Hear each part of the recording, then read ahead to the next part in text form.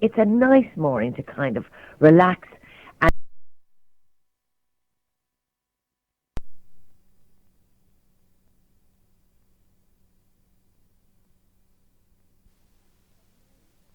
it's a nice morning to kind of relax and enjoy something that I have a funny feeling that you will enjoy. Well, anyway, I'm going to enjoy it because I certainly enjoyed it while I went out. It's nearly 4 years now, nearly 5 years now, since Dermot Morgan died. And Dermot Morgan is known, Harlar, as they say, really as Father Ted. But the great joy for Irish people are the memories also of Scrap Saturday, and Saturday morning really wasn't the same after they ended. And his former partner, Fiona Clarke, is with me in studio this morning. Fiona, good morning to you, and you're very welcome indeed to the programme. Now, the reason you're in is to talk about a new project that you have based on Scrap Saturday. Yeah, it's Scraps, a collection, which is the best bits from all of the broadcast shows, plus the best bits from a live performance which was done for the launch of Radio Ireland, and then Scrap Charlie, which came out during the time of Scrap Saturday, and also the Scrap the Tapes. Right. You found the tapes? I found the Scrap Charlie tapes up in the attic. I think they were left over, and we just bung them up in the attic. And so I found them and was wondering what to do with them. So I phoned Brian Malloy and Luna Records, who brought out the other stuff that Dermot had done, and we got chatting and came up with the idea of putting together a collection for Scrap fans of all the stuff together in one package. And that's what you've done. That's it, Scrap. And we are going to go through some of the main characters this morning. And there was no more main character than Charlie. And we're going to start off. What year would this have been? It's Charlie and Bertie. 91 to 93 was the main Scrap time, I think. Okay. On the day. Okay, so just to put that date 90 to 92. Okay, 4 people. And the first one is Charlie and Bertie. Now, Master Bertie, sit up here. What would you like? Go on, close your eyes and pick a portfolio. Any portfolio. Thanks, Mr. Hyde. Actually, I'd like all of them. No, don't be silly. That's not allowed. Do you think if it was constitutional for one person to hold all the portfolios, I'd put up with those other 14 gobshites on their so-called cabinet meetings? You want all of them. Man after my own heart. Greedy little Goyer. You know what I do with greedy people? You appoint them to semi-state companies. Oh, very droll. Now go on, pick a ministry. Let me see. Eeny, meeny, miny, mo. Catch a big portfolio. Can I have finance? Clever boy. Told you would pay you to help me hang Albert out, didn't I? Albert? I did nothing. Precisely. Here's finance. Enjoy. And he did enjoy, I think, actually, when the time came. In terms of the programme itself, did that seep into your lives? I mean, did he do Charlie at the dinner table? Well, he would break into Charlie sometimes. Yeah, he would. And Michael Noonan. But I suppose Charlie would have been his main character. His number one love. Yeah. And, I mean, it's prophetic. I want all the portfolios, and now indeed in a way he has all the portfolios. Michael Noonan was the second favourite, was it? Yeah, and I think Michael Field used to say to Michael that his lines were so good, his own lines were so good and all, that really he didn't have to write very much. He often just used Michael's own words and scraps because he was so good himself. Right. You picked the Michael Noonan piece. Yeah, I love that piece. I just and I love, one of the good things about Scrap is that Jerry and Dermot wrote so well, but the production values are so good. I mean, they were very particular, and there's always have to be as good as it could possibly be in every way. Right. I think I just think it's a really good piece. Yeah. Okay, let's listen to it. Wake up, Maggie, I think I got something to say to you. Wake up, Maggie. The party's over. Yes, indeedy. It's your favourite TD DJ on FGFM, morning, noon and night. Of course, we have our own no number one now, you know, in Fine Gael. Johnny Baby. We have a no broom, and we're going to sleep clean. Sleep clean up all out of power. We are the party. Johnny said it. The party of Ireland and the party of Europe. We're the party of Africa and the party of Afghanistan. We are the world. We are the people. It's all going to be different under Johnny Baby. Of course, he didn't get there on his own, you know. Certain people had to help him to the throne. I'm name and no name. Modesty forbids yours truly from claiming his due share of the credit. But I think we have a new star. I know we have a new star. We have made a new star, haven't we, Johnny? We made you. You heard this press conference this week. Fine Gael are the people. First we're going to end the war in the Gulf. Then we're going to find a cure for cancer, change the road trends to Polish, and raise the ambient temperature by 10 degrees centigrade. We'll be looking at Articles 2 and 3, Articles 3 and 4. We're looking at all sorts of articles, newspaper articles, articles of clothing, definite and indefinite articles. Johnny hasn't ruled in coalition, he hasn't ruled it out. That's what we want, clear leadership. We're attacking the centre, taking the right, recapturing the left. He will be organising the parliamentary party, the non-parliamentary party. We'll not only be organising parties, we'll be throwing them. There's so much talent in our party. John will be giving an opportunity to those in the back benches to sit on the front benches. Not mine, I hope, Johnny, baby. You wouldn't want to vex someone as senior as myself, Johnny, or we might call you Al. And you know how we dealt with them. Because the extraordinary things about these is looking back on them. Oh yeah, that sketch, I think, that's just the madness. There's just sometimes you just went completely wild with that. Yeah. They created characters, really. It wasn't just the character that they were doing. Oh no, they did. I mean, PJ doesn't speak like that at all. Yeah. No, they did. And, I mean, how did they, or do you know how they worked that through? I'm just conscious that everybody has their own way of doing things, and comedy is really hard, because I think comedy is very, very hard, and it needs great creativity. But they made the character and then worked within the character. Yeah, what they used to do was, I mean, they'd meet and they'd chat about what was happening during the week, and then they'd decide who'd write which bits. So they didn't really write sketches together. Jerry would write his bits and Dermot would write That's Jerry Stembridge. the other bits, Jerry Stembridge, Yeah. And then Owen Rowe, who did the voice of PJ. I mean, I think that was probably his. I'm not 100% sure, but I'm pretty sure that was his. Why don't we do it this way? And they evolved. Right, yeah. I mean, it was funny, really. Funny, peculiar, rather than anything else, that the PJ character took off because it was so different to the real PJ. Completely different, yeah. PJ used to say, there's until Scrap, you know, people might know he was there, but he wasn't that famous. He could book restaurants after Scrap and say, it's PJ. Oh, certainly Mr. Marr will have a table for you, no problem. Yeah, I'm not too sure he ever had any great difficulties getting tables. Another one that they picked on was Jerry Collins. Gerard. yeah, they did. I think Gerard of Arabia might be. You recall that character? Mm-hmm. Right. Yeah. Okay, let's revisit Gerard of Arabia. And now, Collins of Arabia.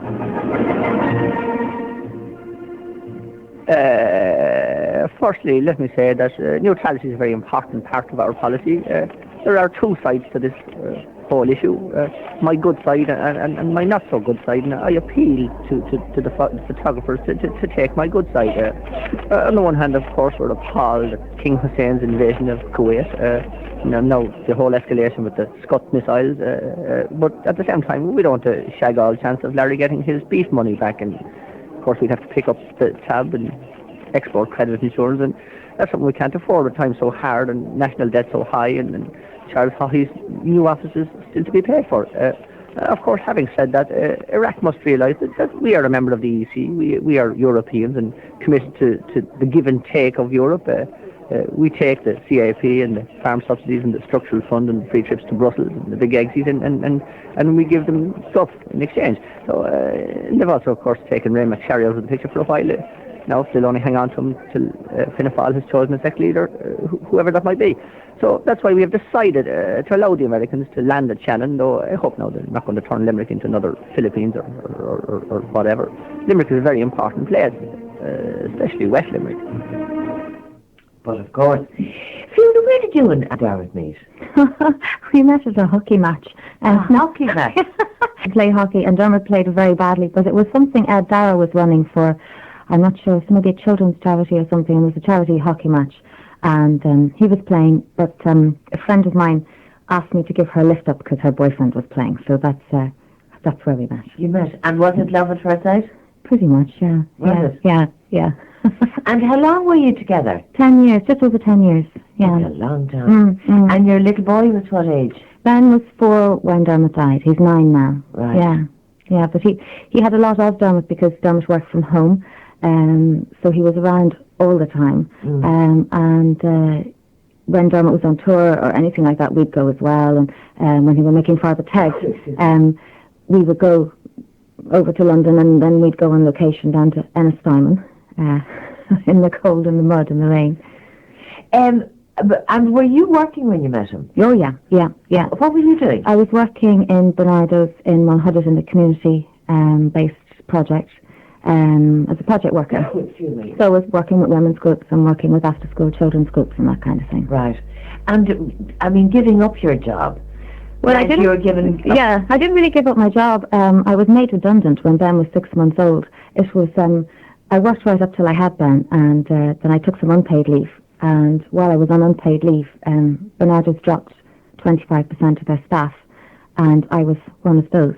That was a voluntary redundancy, but there was no kind of guarantee about where your new job would be and what hours and that kind of thing. So I didn't go back to that work, but I did continue to work part-time bits and pieces, because we moving around so much, it was very difficult. Yes, that's what I was just thinking. It must have been very difficult for you. Yeah, it was. If you were trying to establish work outside of the home. Yeah. Well, it was difficult, but I really enjoyed being with Ben and with Dermot. So I was never somebody who was dying for a big serious career. I mean, I always worked, and I work now. I work so that I have money. Yeah. Rather than because I want to be a boss or anything like that. Right. It's not something that you do for fulfillment then. No, I mean, if I had a job, I wouldn't do a job I didn't like. I'd have to enjoy it. And I think the most important thing for me was the people I work with are good people, and they're fun, and that I enjoy them rather than, it doesn't really matter what I'm doing. Right. When did you move to England? We moved when Father Ted started, and we used to rent houses and rent flats, and every time we went over, we'd be somewhere different. How long would you spend over there? The first time we didn't spend that long there, but after a while it became clear that Dermot's career was going to be in the UK. And actually when he died, he had just signed a contract with BBC to write a comedy drama rather than a sitcom. It was a comedy drama series. So, I mean, he was really, really on the top of things and so excited. Yeah. So I suppose if you're going to go, that's a good time. I forgot. He didn't get to do it, but it was all ahead of him. Right. And had he worked out an idea? Oh yes, no. It had been fully developed, and he'd written 2 scripts for 2 of the programs, but it didn't go ahead then when he died. Right. And how did he die? I mean, was he in any way ill beforehand? No, not at all. No. He had a huge heart attack.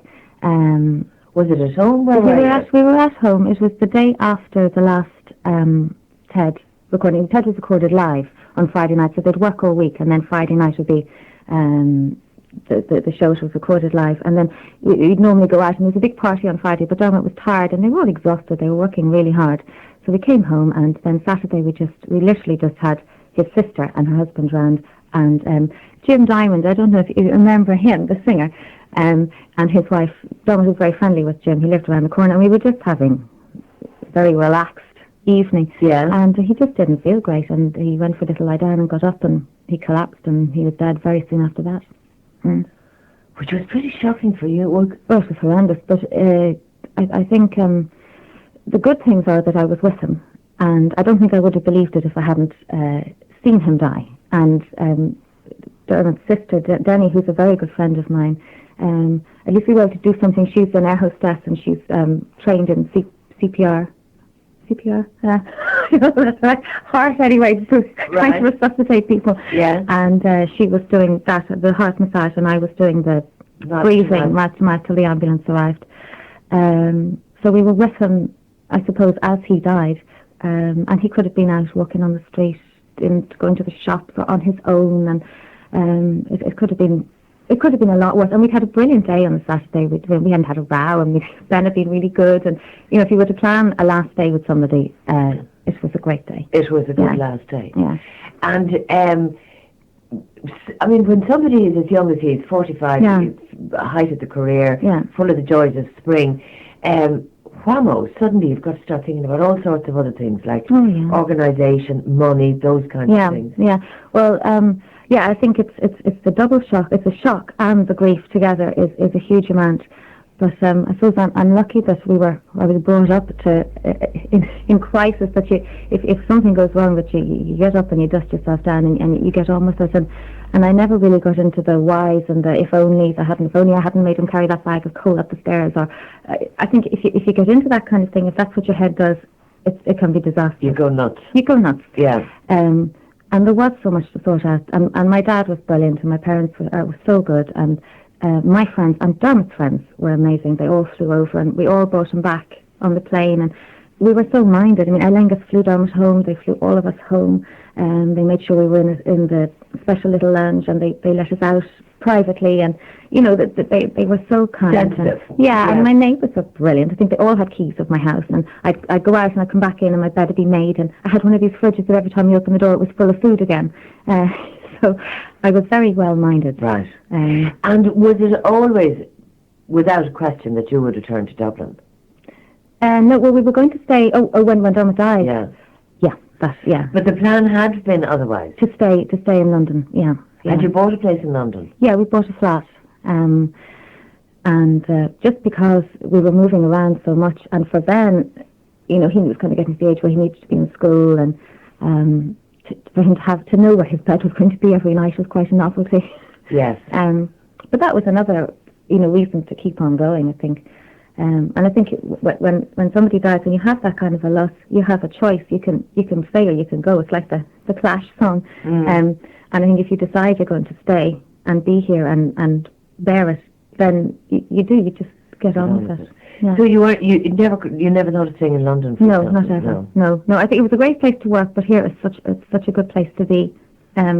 Right. And you hadn't sold the house here? No, thank goodness. We had a friend was house sitting, so we were very lucky. Yeah, so I could just come back to my own house, and Ben could come back to his own bedroom, and we could. Given that he was so successful, and he was terrifically successful, particularly with the Father Ted series, did that mean that you had no financial worries at all? No. Oh God, no. No, not at all. Because I think anybody who does that kind of work, it's not regular work, and I think when you do get work, you get paid well. Now, he wasn't paid that. They didn't get a huge amount of money for Scrap Saturday, but television is good money. But when you get the money, then you're kind of paying off the debts from when you had no money, and you kind of get square again, and then you might have a period with no work, so you're borrowing again, or you're eating into whatever you had left. And so no, it was never financial security, really. Right. No. And when he did die, were things okay for you? Yeah, they were okay. Right. I mean, and my family are very good, and I had a house, so I have my house, and you have life protection on your house, on your mortgage, so that's sorted that I think once you have your house, you can always work and earn enough to pay bills and food and all those other things. That's true. He ended up kind of with in himself, didn't he? Yeah, I think it was just frustrating. I mean, I don't know. I think I've met lots of people. I mean, everyone has different stories about what goes on and what went on. But I do really believe that if you expect people to be brilliant and creative and produce these wonderful things, that you cannot expect them to fit in that little box. That was expected, I think. And Scrap was recorded on a Friday, and it was so important to Dermot and Jerry that it was recorded at the very last moment, so that it was completely topical on Saturday. And legals need to be checked, and all these things have to be checked. So have to be done. Those things have to be done. So sometimes it was a little strained. To put it mildly. You could have been a diplomat. I just think that it's very difficult. I think most of the people who I've met in the business who are so brilliant and so talented, that it's like they can't fit into those boxes. It's just not possible. It's not that they're being awkward or difficult or don't want to. It's their minds just don't work that way. Right. Yeah. Okay, listen, we're going to have to work the proper way now, because we have to take a break. We have to earn our keep. Anyway, we'll be coming back to further clips, because I have no doubt that people love listening back to them and remembering how much they enjoyed them at the time, of the clips of Scrap. I'm talking to Fiona Clarke, who was Dermot's long-term partner, and we'll be back with you after the break. Welcome back to the programme. Now, Ellen was on to say that Dermot was in college with her sister, and Ellen met him in London on the street during the filming of Father Ted before it was ever aired, and he just raved about Fiona and how he loved her to bits. Ellen was very touched at the way he spoke about Fiona. Liam Murphy would like to pass on his sympathy to Fiona and to congratulate her for the wonderful, happy memories that Dermot left behind, particularly Father Ted. They were all a great crew, and Liam wishes her well in the future. So nice coming in. Talk me through the Flintstones, if you would. Perhaps there are some of our listeners who don't know who the Flintstones are.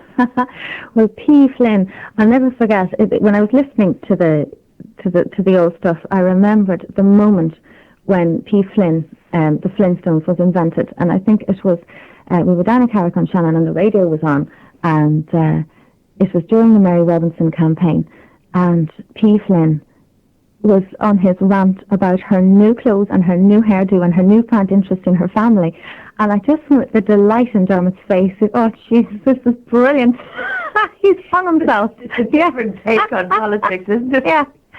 So the Flintstones were invented then, and his wife, Wilma, and I think people really got into that. And actually, when P. Flynn's wife was actually ill, people who liked him sent him letters and wished that his wife Wilma would be better soon. And and I gather his real wife is very different. It's very different to Wilma. But anyway, let us rejoin the Flintstones. It's comedy time again with Porrick and the gang and their funny Stone Age ways. Meet the Flynn family in Meet the Flintstones. This blasted tie, I can never seem to... Wilma!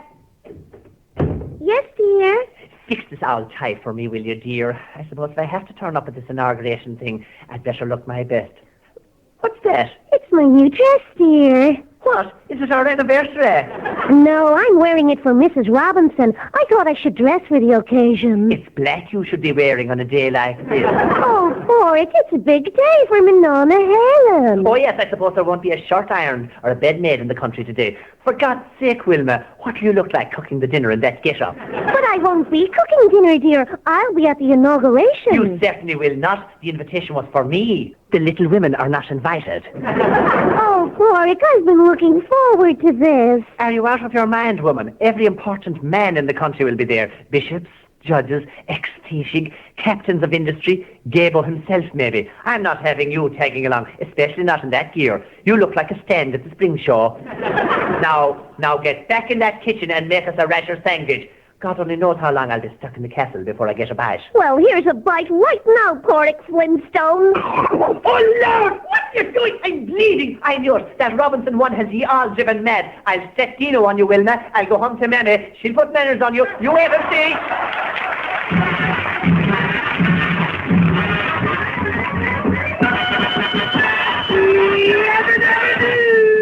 Order! First place start took the launch. And again!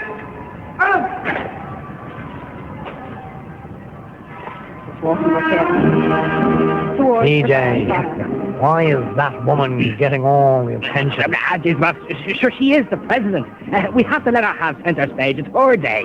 But I am Taoiseach. I know. Her escort is 20 shagging motorcycles. What do I get? Neanderthal man, straight out of Templemore in a greasy anorak. I know, boss. The branch are looking after you. What's happening back in the office? Your man Harris was on again. He's desperate for a gig. You tell him to... Tell him where to go. I will, boss. Well, he worked for herself, didn't he? He says that sex appeal is the secret of success. I know that, of course. I don't need advisors to tell me that. Right. I have sex appeal. That's why I will stay leader. Right. Who else has it? Flynn? Collins? Oh, she's a fine woman. Our president. Very good, of course, for the national image to have a woman president. Makes the Europeans think we're a modern society. Go down well in Bonn. Should be good for a few more Deutschmark or EQs or whatever's going. Oh, God, it will, boss, yes. Apart from which, she's very nice legs. I know, boss. Short Now, skirt. stop. Now, you're not over Maggie yet. Now, don't be getting all hot and bothered. Now, she is the president. Typical Mara. You see the president. I see the woman.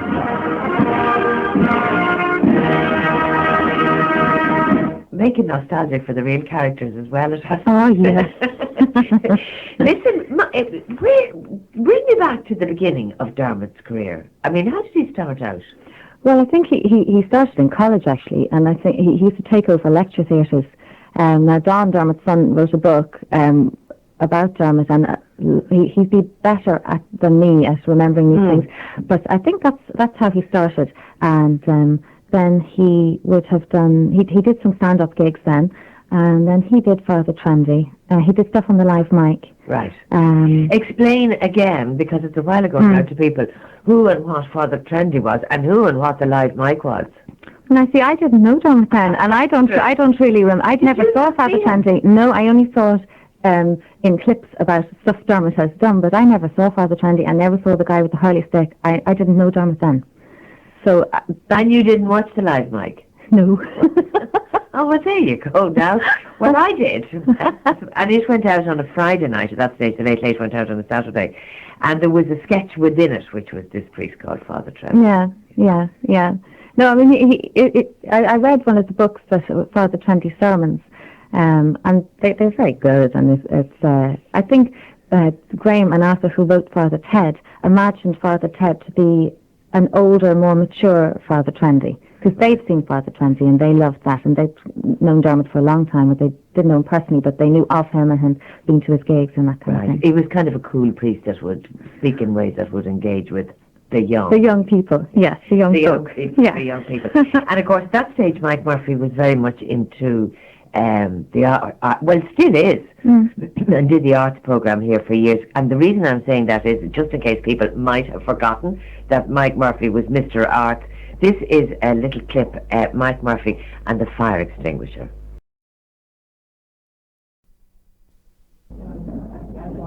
Unbelievable, yeah. It really is a wonderful exhibition. Yes, Mike, and a very important one. Of course, yeah. Now that piece there is very striking, yeah, isn't it? Though a tad abstract, perhaps, would you say? That's a fire extinguisher, Mike. Wonderful, yeah. What's the title? No, Mike, it's a fire extinguisher hanging on the wall. Fire extinguisher hanging on the wall, indeed. The title is so evocative, isn't it, really? So redolent of a post-neo, ultra-crazy... Mike, you see, it just happens to be hanging there. Oh, naturellement, yeah. It could just as easily be stood on the ground or on a table, but the artist chose to hang it.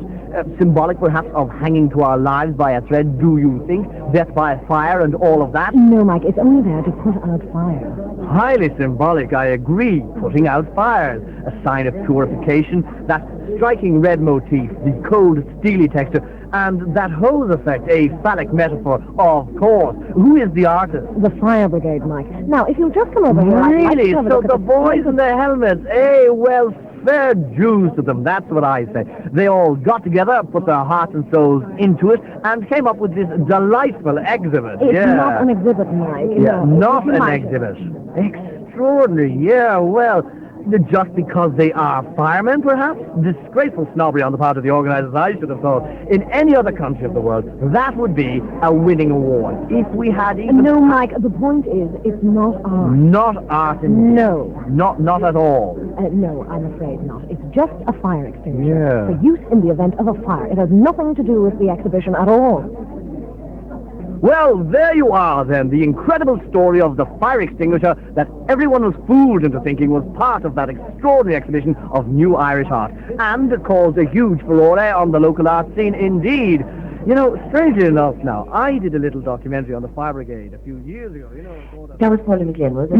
Yeah, she did all the female voices on Scrap. She's really brilliant. Every single one of them, Right. Yeah. Wasn't he a proper brat to bite the hand that fed him and take him off Mike Parker, huh? Well, nobody got away with anything. No, it had to be fair. Okay. Irene Sweeney was on to say that her daughter is 15 now, but has loved Dermot Morgan in Father Ted since she was 6. She watches Father Ted over and over. When he died, her daughter was very upset and cried at night because she could not believe that he was gone. And I remember doing a programme with some of them in here, and all the people ringing in were kids. Tiny 6-year-olds, 7-year-olds. Yeah. And it's great. That took them by surprise. Yeah, it did actually, but it was great for kids. I mean, I know with Ben anyway, certainly when he's reciting lines from Father Ted, it's a great excuse to use very rude words, which I won't say now, but yeah, it's great. Yeah, there's a license in there. Absolutely. That's just lines from Father Ted that came on. Right. But it was remarkable because presumably the original intention was to send this up for an adult. Oh, for adults, absolutely, yeah. But I think it's one of these programs that hits people at different levels. You know, there's this bits the kids would miss, and then there's also bits that adults don't find funny, and the kids are fooling around. Yeah. Right, that was one of his colleagues that he had to go at. That was Mike. Gay was another one. Yeah. Gay was hard to get, wasn't it? The voice was hard to get. Yeah, but the guy who did Gay's voice, he speaks like that. That he didn't put on that voice. That's actually how he spoke. And he sent a tape into Dermot's office one day, and because they'd never written stuff for Gay because nobody could do the voice well enough. And when Dermot had the tape, he said, "Oh man, this is brilliant! Now we can do Gay." So all they had to do was just script it correctly with all Gay's little things that he'd say. Okay. And, well, let's have a listen. This is Gaybo and Charlie, the two. Now, in the studio with me is a gentleman we shall just call Charlie. Charlie. Right. Now, Mary says you don't want to give your full name. That's right, Gay. Tell us about it. Well, I had a good job, steady job, but I wasn't happy with it, and I started wanting the fellow above me his job and the fellow above him, and I went to the doctor. He told me I was suffering from ambition-intense drive syndrome, and it developed in time into full-blown megalomania. Oh, know it well. It's the old story. We have it here on the show, day in, day out. People will not listen. So what happened? Well, I'd be out every night driving around the country just looking for some power, and after I'd got a bit, I wanted more, and then I got involved with the Guards. And this would have been... around 1970. And you were acquitted, Mary tells me. Yes, Gay, and then I really hit rock bottom. At that stage, I'd have done anything for power. I went all over the country, anywhere, didn't matter. I wasn't eating well, just chicken and chips all the time, and... Dear, oh dear, just chicken and chips. Yes, Gay, with possibly the odd prawn cocktail starter. My, dear, oh dear. That's how low I had sunk. I'd have gone anywhere, done anything. I was mixing with tramps, vagabonds, and the lowest of the low, common secretaries even, and I got more power, and by 1979 I was doing serious power. How much, Charlie, how much would you have been doing at that stage? As much as I wanted. It is so hard for people to understand that it is actually a disease. It is indeed, Gay. And friends don't matter. No, Gay, when you want more power, you'll get rid of your friends one by one. You'll do anything. And then you kept on the power thing till... just recently. But you've kicked it. Well, I think it might be fair to say that it has kicked me, but no, I don't need it anymore. But you still have the craving? Oh, God, yes. I miss the power, especially after a cup of coffee in the morning. I'd be dying to sign out of legislation. I mean, even as we talk here, I'd love to start giving orders. I came out this morning dying for a ribbon to cut or simply just to fire someone, but I'm getting used to it now. Well, that is a heartening story, lovely story. Wish you well, son, and let that be a warning to you out there. We are sick and tired of telling you, give up the power thing, but will you listen? No, my friends. Okay, we'll take a break. No, I don't feel it would be appropriate to take a break there. I'll know when it's time for a commercial break. I utterly reject this particular commercial break. It's an outrageous fabrication. I can only assume, Mr. Byrne, that you have your own agenda. And how right he was. God, that was a terrific. Yeah. They really got the voices right there, didn't they? Yeah, just brilliant. And did I tell you about the guy? The guy who did the voice? His own voice. Yeah, it was his own voice. Yeah. Okay, well listen, I'll take my cue from what went before. We'll take a break now. Okay. If I'm allowed. Okay, thank you.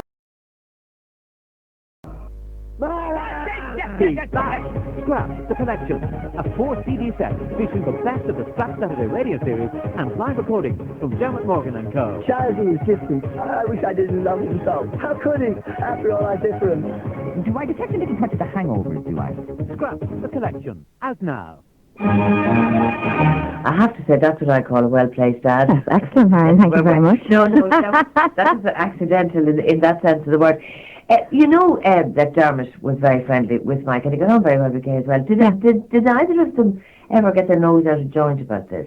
No, I don't think so. And no, they never did. And I think with the politicians, it wouldn't have been a good idea for them to have their noses out of joint publicly. I know they did in private, but if they ever said anything, Dermot just went back doubly the following week. And who did say anything? Well, there was. I don't think Sheila de Valera was very happy with her portrayal, but she never would have said anything to Dermot. I don't. Biggie Tunney wasn't very happy with his, and I think he said to Dermot that one of his children was very upset about it. Eamon Dunphy hated his. Yeah, because when he was having the affair with Gilesy and having Gilesy's baby, and Eamon would be in the bar in the shower, and people would be saying, "Hey, Eamon, you shouldn't be drinking in your condition," and that kind of thing. He really didn't like it. Anyway, listen, let's go back to Gay while we were on the subject of Gay, because there's another great one of Gaybo and Bono. Do you know this one? Think so, yeah. Okay. Hello, who is that calling, please? Is it Mr. Barlow? This is your 6:30 alarm call. Thank you. 6:30. You what, Gay? 6:30. 6:30. Exira and Delira. My arse. I'm so tired. 57 shagging years old with every menopausal Elwyn in the country on to be looking for washing machines, that bastard Russell Murphy. If it wasn't for him, I could get a lie on and a cup of tea, a little slice of toast, and it will have marmalade, don't you know? Yeah, what, Gay? A little slice of toast. Oh, merciful Lord, what I wouldn't give for a cup of tea and a lie on. Kay, get me breakfast. Going for a shower. After that, I'll be right back for brekkies and a dash in the car to the south side, right after this little shower. Back in a minute.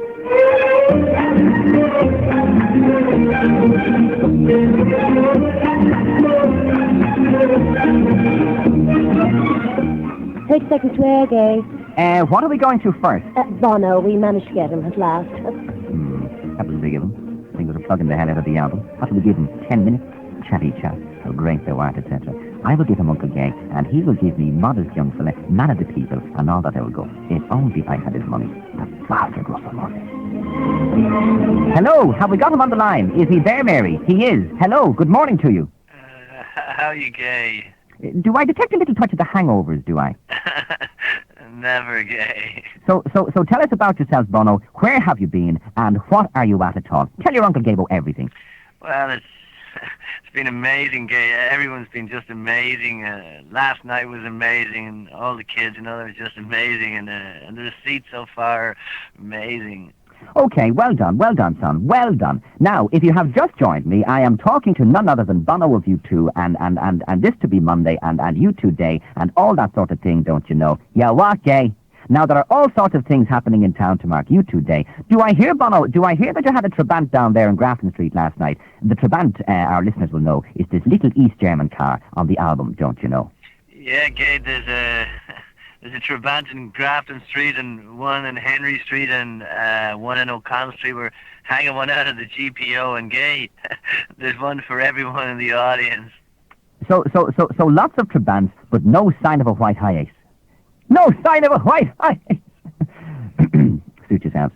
Of course, you fellows would be more into white flags, am I right? Yeah, Gay, that's, from our war album, and we're giving away white flags to anyone that rides a horse through heavy snow before 5 o'clock this evening. Well, there you are, my dear friends. You heard it yourselves. If you have a horse and a white flag and a beating of snow, off with you now and win a Trabant courtesy of U2. Now, my dear friends, to mark U2 Day, we on the GB Show would like to announce a special production of the musical of Martin Luther King's life, I Have a Bullet, with an all-star lineup including our own Kevin Hawke, who will be blacking up specially for the occasion. And we are calling all musical societies. If you have a voice and you want to sing with me and Bono in I Have a Bullet, then get your skates on, folks, and write in and send a tape to the GB Show and mark your envelope, I Have a Bullet. And tell us, Bono, about the special event to mark the unforgettable fire. That's a surprise, Gay. That's on Wednesday night. Well, there you are, folks. Unforgettable Fire, recorded at Slane Castle in 1985, and to mark the 6th anniversary of the album's release, Bono assures me a big surprise lined up for Wednesday night at Slane Castle. Good luck, Bono. Good luck, son, and best of luck with the album. Good luck, Gay. There we go. That was young Bono, and him to be full of life and full of health and full of bullshit, don't you know? And that was, well, you know who it was. Who is the man that did the gay voice? I think it was Dermot O'Reilly. Right. Yeah. Okay, listen, if you've been on the count there, we have a caller on the line. Paul, good morning to you. Hi, good morning, Marion, and good morning to Fiona. Good morning. Hi there. I just had a very quick story. When just the week after Dermot passed away, there was actually an Irish-English Rugby International on. I don't know if you recall that or not, but my dad was over visiting, and we went down to see the game. But that Sunday, we went to Mass at Strawberry Hill, and the priest who was saying the Mass at the time specifically remembered Dermot during the service, because I think he lived locally to that area, but he always thought it was unusual to have Father Ted as one of his parishioners, and he often wondered whether and if his particular mannerisms showed up in the show. But it was just a nice story for him to say, and there was a ripple of applause through the congregation when he mentioned him. Within the church? Within the church, yeah. Right, which would be fairly unusual, wouldn't it? Yeah, it was. It was a nice thing. We just happened to come across there on that Sunday morning. Right. But one other very fast story. When I was a student in UCC, Dermot used to come down to do a show every so often. But this particular night that he was on in Boole 3, which is one of the larger lecture theatres in UCC. But interestingly, next door in Boole 4 was a foreign affairs delegation talking about the then expanding European Union, featuring none other than our Minister for Foreign Affairs, Jerry Collins. Gerard, exactly. And basically what had happened was Dermot had organised with the audiovisual guys to pipe the sound from Boole 4 into Boole 3 at intermission times. So you were getting hello there from Boole 4 coming into Boole 3, and then Dermot would just wait for the first sentence and then finish it off at a totally different tangent. And it was hilarious to be there that night. It was that kind of mad that he was terrific at, really, wasn't it? Absolutely. Anyway, thanks for that, Paul. Thank you indeed. Thank you very, very much indeed. The interesting thing is the reaction of priests to Father Ted. I mean, some priests hated it and felt that they were being got at it, but a lot of them really liked it. Yeah, I think most of them liked it. Some of them liked to think that it was modelled on them, but I think all this fondness that emerged afterwards about Dermot. I mean, he really and truly hated the church, didn't he? No, what Dermot hated was, Dermot was quite a spiritual man. What Dermot hated was hypocrisy anywhere. He hated hypocrisy in the church, especially. He hated hypocrisy in the government. He hated hypocrisy anywhere. And I think it was the institution of the church which Dermot didn't like. But somebody wrote an article after Dermot's funeral saying they thought it was disgraceful. He'd had a funeral in a Catholic church, and given what he had said. But it's a very short-sighted thing to say, really. And Dermot had two funerals. He had one in London, and then he had one in Dublin. But it was the institution which he objected to, and hypocrisy. And I mean, everybody knew all the things that were going on, and nobody said anything. And now we see how it was. And, I mean, did you give thought to not having a church service? No, and I don't know where else you would fit so many people, and churches are good places to gather and are good places for people to speak, and no, I didn't. And ritual. No. Yeah, and it's all important. And Dermot was a very spiritual man. Just because he didn't go to church didn't mean he wasn't. Right, okay, now I'm just watching my clock, and there are a couple of pieces that we just quite simply have to still get in. And we go to the main characters, I think, once again, for this second last piece, and this is Charlie and Mara. PJ, get on to my tailor this instant. I want 6 suits immediately. Would this be for the... This will be for Monday, Tuesday, Wednesday, Thursday, Friday, Saturday. You know bloody well who this is for. Those unfortunate people whose cases never left my mind these last 14 years. 16 years. I, of course, refer to the Winchester... Birmingham 7. 6. Poor unfortunates. Now, Mara, they'll probably want to call into government buildings to meet the Taoiseach of the day. Small do, no fuss, Mara. And alert Reuters or CNN or whoever, or Collins is all the numbers. I suppose they'll probably want to go on the late. Perhaps, should I go with them, do you think? After all, they do the Dubliner special, and these unfortunate Guildford people... Birmingham people won't know what to make of the late. I know how it is to be wronged. Remember the arms trial. Arms trial? No, none of that old arms trial shite. No. No, Mara, no. There. All right, sorry. I didn't mention it. It's all right. You're not with the press now. You're among friends. No, it's just that I realise what it is like to be unjustly sentenced. They were found guilty and sentenced to prison. I was found innocent, but sentenced nonetheless. sentenced to wander the byroads and the high roads of our fair land to eke out what I might by way of political sustenance. They had warders spying in on them. I had gutter snipes, smart-arse press types poring over my misery, goading me, damning me, throwing me into the foulest, harshest hellhole of political suffering, shunned so that even the dogs in the streets crossed to avoid me. Weep not for Lycidas, Mara. Here, dry your eyes. Don't blubber. No, in my imprisonment, instead of fellow inmates, I was surrounded by common chairmen, hopeless cases, lifers, every one of them, party recidivists. They know it's wrong, but they can't get away from it. Men of no culture, men who would think Canaletto was a pasta, oblivious to art, to the finer things, Mara. God knows you're always fond of a fine thing, boss. Shut up, Mara. Did any of the politicians go to his funeral? Oh, yeah. Did Lots Charlie of them go? did. No. Did No, he didn't. That's the kind of thing I'd have expected him to do. No. I don't think. A lot of it was a day's Marion, so I mean, there were just so many people, but I don't think he did. He would have. Mary McAleese did. I remember seeing Michael Noonan there as well, but I'm sure there were loads and loads of people there that I just didn't see. Right, of course. He would have had an absolute ball with the Chavez shirts, wouldn't he? Oh. Yeah, it was made for him. It was, wasn't it? Yeah. And these tribunals. Oh, yeah. But I think Chavez, I just thought at the time. Oh, perfect. Absolutely perfect. Yeah. And the French connection. Yeah, and all the whole thing. Yeah. Anyway, Father Ted still runs and runs, just 3 runs. Yeah, it does. It's keeping on going. And I don't think they would have made another series anyway, really. They might have been tempted to, but it was really that was intended to be the end. Yeah. So I think it's kind of like 40 Cows. It's just a few episodes and that's it, and they'll run and they don't seem to get stale. It's like the scrap. Scrap Saturday. justice. In fact, we're getting loads and loads of calls now coming in from listeners saying how much they're really enjoying it. Have I time for a last clip on? No, or there's a heartbreak because it was going to include Billy Tunney. There's no way. We'll take the break and I'll come back to you then and see how we're fixed. Okay. Take the last break.